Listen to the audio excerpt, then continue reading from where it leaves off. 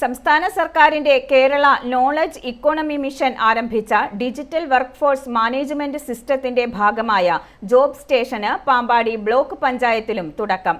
Pampady block പഞ്ചായത്തിൽ job സ്റ്റേഷന്റെ ഉദ്ഘാടനം ബ്ലോക്ക് പ്രസിഡന്റ് ബെറ്റി റോയി മണിയങ്ങാട്ട് നിർവഹിച്ചു. Block vice president professor M.K. Radhakrishnan അധ്യക്ഷനായിരുന്നു. ആരോഗ്യ standing committee chairperson Prema Biju സ്വാഗതവും ചാർജ് ഓഫീസർ ജയകുമാർ PR നന്ദിയും പറഞ്ഞു. ബ്ലോക്ക് സെക്രട്ടറി ജോമോൻ മാത്യു, കില ജില്ലാ facilitator Bindu Aji, VT Kurian, PJ Kurian, RGSA ജില്ലാ കോർഡിനേറ്റർ സിന്ധൂര സന്തോഷ്, രേണു അരവിന്ദ് തുടങ്ങിയവർ സംസാരിച്ചു. അഭ്യസ്തവിദ്യരായ തൊഴിലന്വേഷകർക്ക് വളരെ എളുപ്പത്തിൽ തൊഴിൽ കണ്ടെത്തുന്നതിനാവശ്യമായ സഹായം നൽകുകയാണ് ജോബ് സ്റ്റേഷനിലൂടെ ലക്ഷ്യമിടുന്നത്.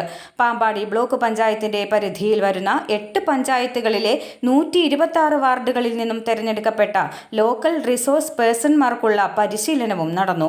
ജില്ലാ പഞ്ചായത്തുകളിലും ഫെസിലിറ്റേഷൻ സെന്റർ ആരംഭിക്കും. I4U news, Ettumanoor.